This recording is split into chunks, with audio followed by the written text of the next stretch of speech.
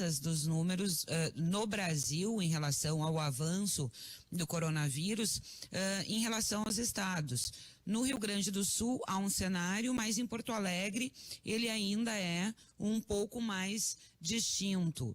Isso significa que estamos conseguindo conter a curva e, mais do que isso, é o necessário até agora para que o sistema de saúde não entre em colapso? Eu acho que a primeira coisa que eu estava escutando atentamente a entrevista com o senador Heinz, a primeira coisa que precisa ser dita com muita clareza é que não é uma gripezinha. Quem falou que era uma gripezinha está errado, está equivocado. Os dados mundo afora mostram isso. Segunda coisa que precisa ser dita com muita clareza, e principalmente contrapondo o deputado federal Osmar Terra, é que não há nenhum parâmetro de comparação com H1N1. Não há nenhum parâmetro de comparação.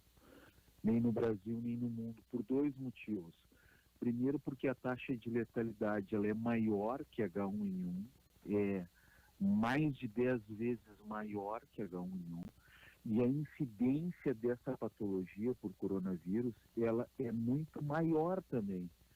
Então, há alguma expectativa de que ela atinja em torno de 80% da população, alguns falam em 90% da população, outros falam em 60% da população, mas de qualquer forma, isso é muito maior do que H1N1. Então, se a letalidade ela é maior, e aqui de vírus de forma muito respeitosa, se a letalidade ela é maior e se a incidência ela é maior, se o número de casos a ser afetados é muito maior, obviamente que a mortalidade que é resultante dessas duas premissas anteriores vai ser muito maior. Então, isso precisa ficar bem claro. De outro lado, existe uma posição lá no outro aspecto, lá na ponta esquerda, lá como se diz na gíria do futebol, da Organização Mundial de Saúde, que é catastrófica e que também não é correta. O caminho correto é o caminho do meio. Eu acho que as medidas até agora colocadas aqui em Porto Alegre, as medidas restritivas, olha bem, do governador e do prefeito municipal estavam corretas. O que estava faltando? O que está faltando aqui em Porto Alegre, no Rio Grande do Sul? Aquele incremento necessário do sistema de saúde. O que eu não vi aqui que precisa ser urgentemente visto por esses governos, tanto municipal quanto estadual. E aqui fala alguém, eu estou falando aqui como, eu quero deixar bem claro, estou falando como médico, não estou falando como alguém que está politizando o processo, porque agora parece que sempre quando se contrapõe alguma coisa a governo X, Y, Z, parece que está se politizando o processo. Estou falando aqui como médico. Em Porto Alegre nós temos 3 hospitais que podem servir como hospitais de retaguarda, que é o Parque Belém, que é a Beneficência Portuguesa e que é o Álvaro Alvim. Esses hospitais, então Porto Alegre não precisa de hospital de campanha. É um erro gastar 500 mil, 700 mil ou mesmo 300 mil reais fazendo um hospital de campanha, porque nós já temos esses hospitais que dão a possibilidade, esses 3 juntos, de terem mais de 500 leitos. É só se organizar. Então, mas, deputado, não está nos planos do prefeito o hospital de campanha, ou eu estou equivocada? Não está, mas num plano de contingenciamento precisa estar. Se ele não está, ele está equivocado. Num plano de contingência, ele precisa estar. Assim como o container, num plano de contingência, se Porto Alegre passar a ser epicentro, tem que ter no plano de contingenciamento. Está equivocado, então, de novo, está equivocado se não tiver. As medidas restritivas até aqui estão adequadas, mas as medidas de suporte à saúde estão inadequadas. Retirar os equipamentos, como está querendo fazer a prefeitura, do Hospital Beneficência Portuguesa, significa não só não ativar os leitos que precisavam ser ativados lá, de 150, como fechar o hospital. Então está equivocado.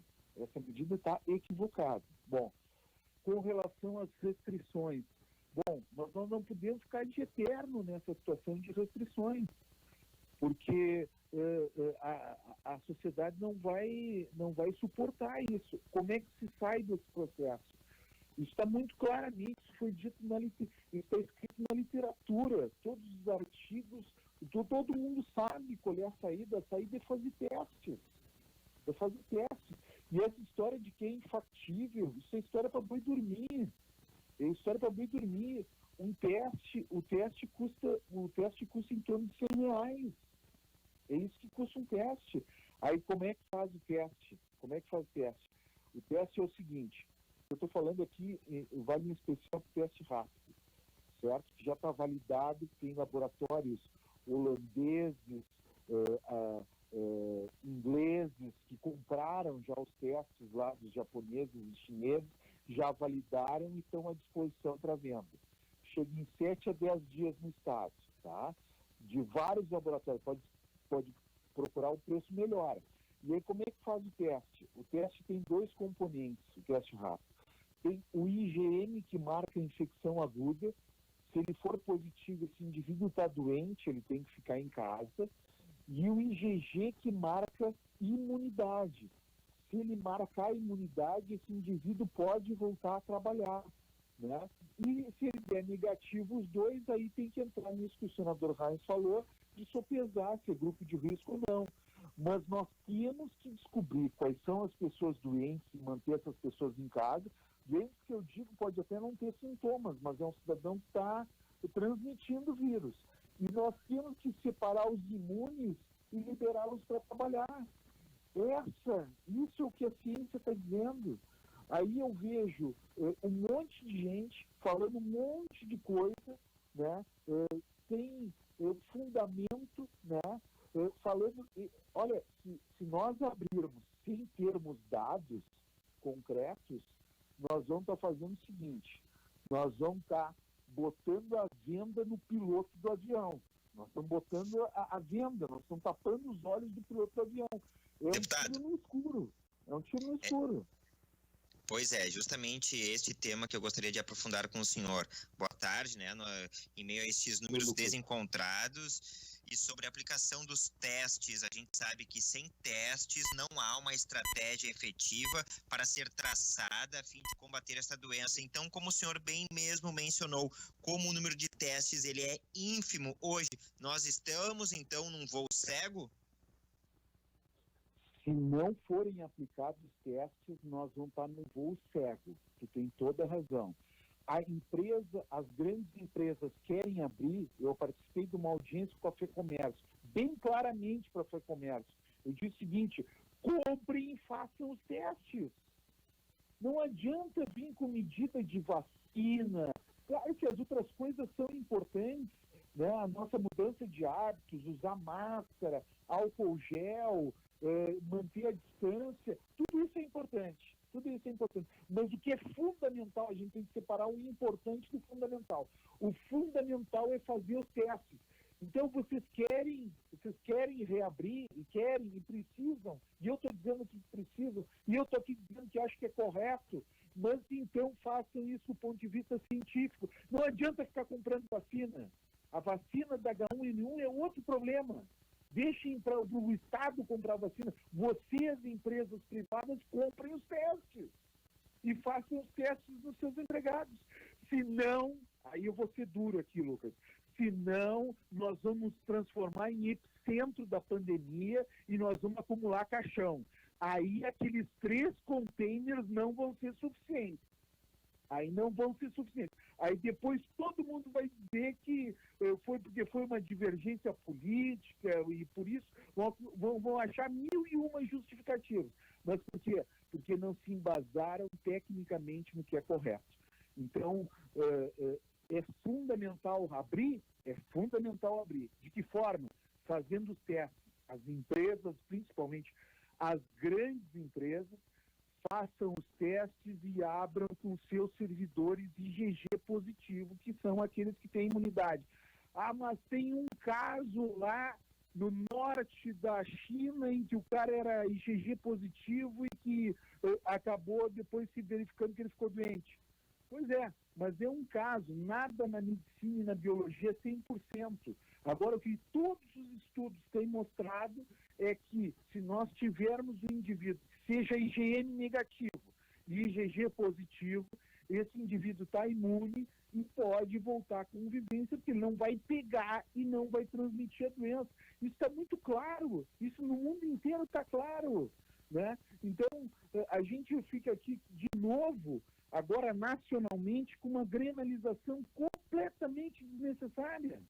Completamente desnecessária. Agora, deputado, em relação a essa questão dos testes que o senhor menciona, são 111 casos no mundo atualmente de pessoas contaminadas, consideradas curadas e recontaminadas. Ok, ainda é um número muito pequeno.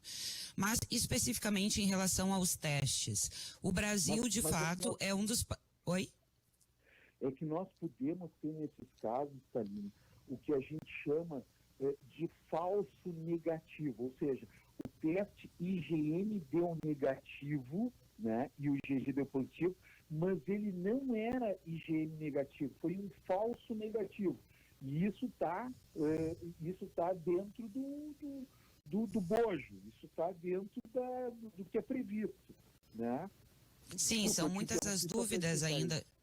Agora, especificamente, de fato, o Brasil é um dos países que menos testam no mundo inteiro. Agora, inclusive países com capacidade financeira, como o próprio Estados Unidos, Itália, também encontram, apesar de uma testagem muito maior, incomparável com a do Brasil, também encontram dificuldades na disponibilização dos testes em função dos insumos e da capacidade de produção. Como superar estes obstáculos? Mas olha só a tua primeira premissa, assim, o Brasil está atrás de todos esses países, está atrás onde existe países do Oriente Médio que estão fazendo mais testes e tem uma condição financeira muito menor que a nossa, né? Isso não pode acontecer, e assim, e ao invés da gente ficar discutindo outras coisas, as empresas que estão, para as empresas vai ser muito menos penoso comprar os testes e fazer. Claro que dentro de parâmetros, quem é que vai estabelecer esses parâmetros? Os governos. O governo estadual, por exemplo. O governo estadual, num decreto, estou sugerindo aqui, não estou me arvorando,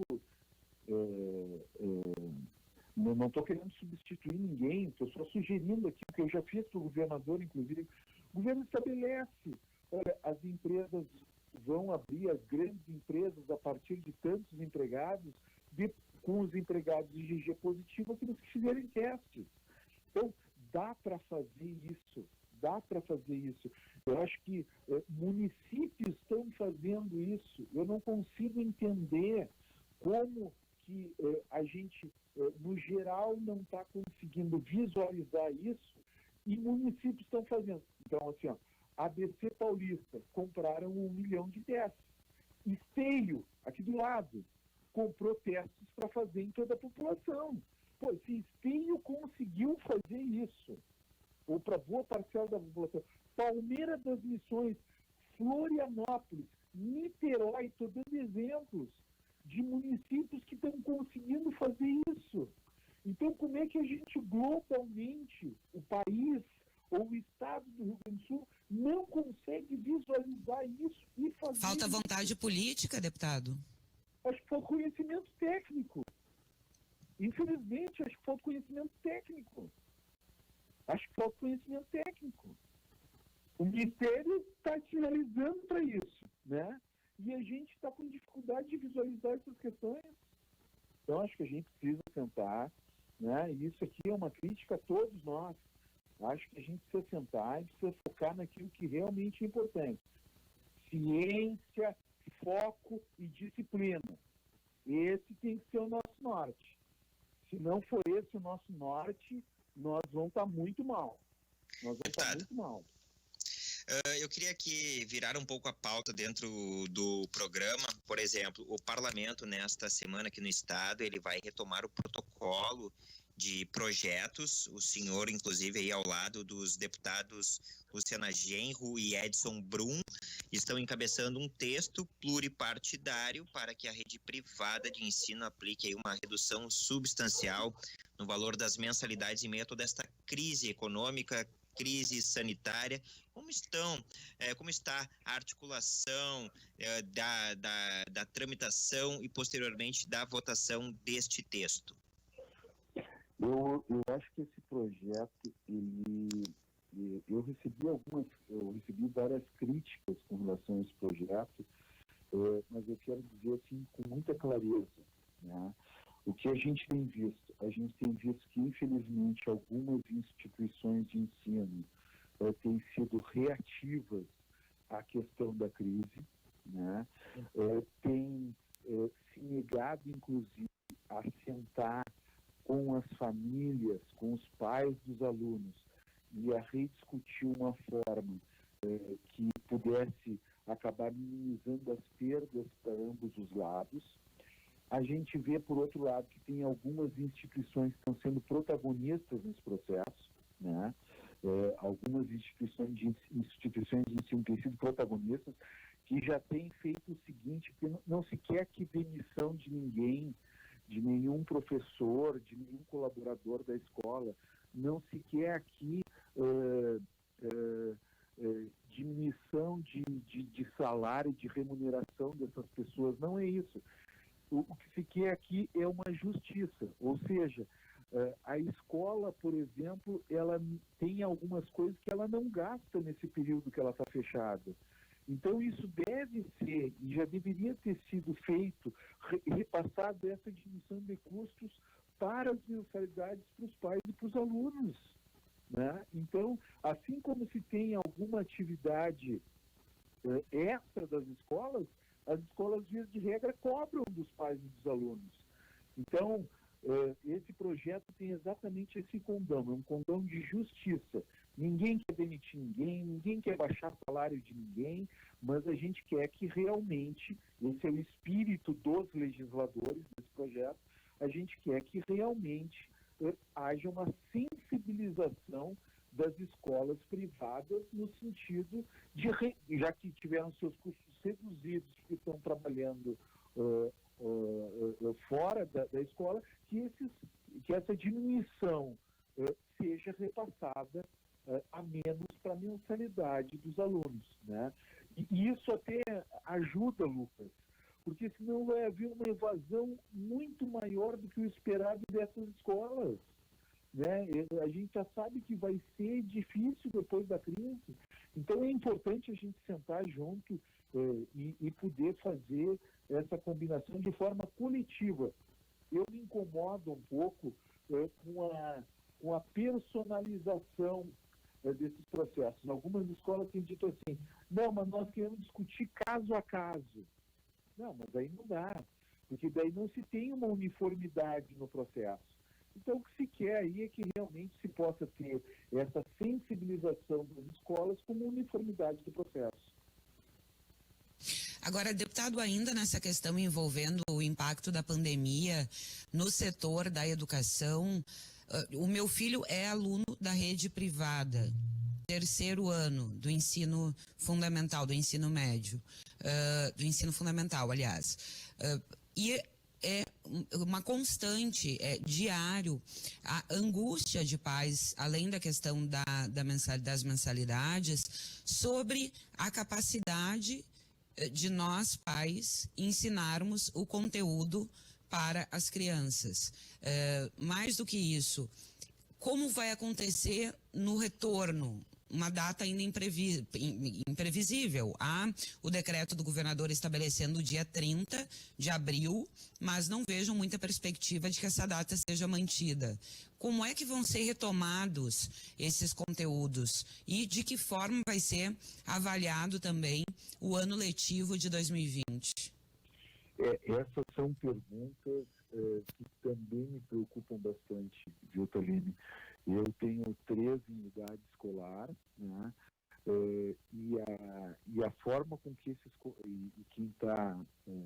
nós estamos nos desdobrando aqui em casa, né, ensinando as crianças, são 3, uma de 10, um de 8 e um de 7, e realmente gente não é...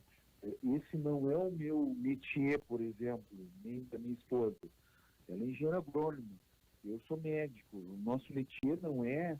Nós não fomos treinados para dar aula. E por isso que nós optamos por uma escola, né? Desde o início, desde a idade até de que não era obrigatório isso, que é a idade pré-escolar, né? Então, realmente essa questão do conteúdo e principalmente dessa flexibilização que houve no que tange às horas-aulas anuais, a pergunta que fica para todos nós é que será que nós não vamos perder em demasia em conteúdo, em condições? Então, realmente isso é uma situação bastante preocupante e que, passado esse período de crise, nós vamos precisar nos informar e nos apropriar adequadamente, e os pais vão ser fundamentais nisso, em fazer esse acompanhamento das escolas para que realmente não seja um ano perdido. Deputado Thiago Duarte aqui, o nosso chefe Nando Gross, também está atento aqui, o programa também traz à tona também aqui um dos temas que está mancheteando a imprensa nacional. Inclusive aí nesta semana o ministro Onyx Lorenzoni Gaúcho, ele saiu em defesa do presidente Bolsonaro, saiu em defesa contra justamente o ministro da Saúde, Luiz Henrique Mandetta, que é hoje, aí, a gente pode afirmar, uma das principais lideranças do Democratas. Como é que o senhor analisa aí essa queda de braço, o quanto isso pode impactar no partido e também refletir aí nos demais estados da federação? Olha, tu sabe que eu tenho algumas divergências com relação ao Ministério da Saúde, mas eu acho que não tem nada em outros aspectos, em outros temas. Com relação ao coronavírus, eu acho que nós não temos, eu pelo menos não tenho nenhum reparo a fazer técnico à postura e à conduta e à condução do ministro Mandetta. Eu acho que ele está conduzindo adequadamente o processo. Eu acho que nós poderíamos ter avançado, como eu estava dizendo, mais em testes, mas eu acho que isso aqui é mais uma questão estadual e local do que propriamente uma questão nacional. Mas a visão de todo o processo e a abordagem técnica que ele está tendo da condução disso, eu acho que não há o que se reparar. Eu ficaria com a entrevista equilibrada do presidente nacional do Democratas, prefeito de Salvador, o ACM Neto, no dia de hoje. É surreal essa situação do presidente com o seu ministro da Saúde, né? Eu rogo para que o presidente tenha a clareza, a tranquilidade, num momento tão difícil quanto esse, de não mexer no seu Ministério da Saúde. Não mexer no seu Ministério da Saúde. Eu acho que quem perde é todos os brasileiros nesse processo. E vai perder é todos os brasileiros na condução desse processo. Então, eu acredito, eu ainda acredito, agora é 2h30 da tarde, eu acredito que aí nós possamos ainda ter um suspiro de tranquilidade, de serenidade, de responsabilidade para a manutenção do ministro Mandetta, né? E fico com a posição nacional do partido, que é a posição do seu presidente nacional, de que é surreal um presidente ter esse tipo de divergência menor com o seu ministro da Saúde, que tão bem está conduzindo todo esse processo. Deputado Thiago Duarte, muito obrigada pela sua participação na esfera pública e um bom trabalho para a senhora. Muito obrigado, Saline. E eu gosto sempre de dizer para a população, para as pessoas, para os ouvintes de vocês, que eu tenho certeza que nós vamos sair dessa, e tenho certeza que nós vamos sair dessa muito mais fortes e melhores, né, em todos os aspectos. Aquelas pessoas que têm uma preocupação econômica uma preocupação na economia muito forte, o que é compreensível, o que é correto. Não percam de vista a questão da saúde, porque uma morte não se recupera. Então, e que os empresários possam pensar nisso que a gente está comentando aqui hoje, de reabrir, mas reabrir com ciência, reabrir com os testes, porque isso vai ser muito importante para o controle e minimização dessa pandemia. Obrigado, Thalita. Nós vamos ao intervalo comercial e já voltamos.